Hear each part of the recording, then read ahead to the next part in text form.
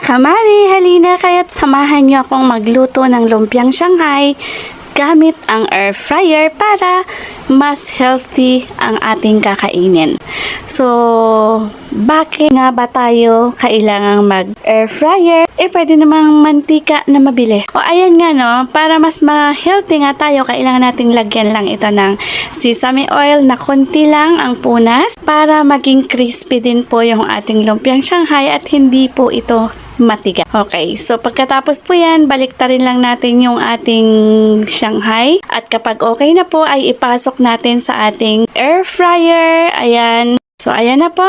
Ang ating unang naisalang, luto na. Iniluto natin to within 10 minutes. Dito sa air fryer namin, may nakalagay dito kung pizza yung ating lulutuin, kung meat or baking na bread. Okay? So, dito, pizza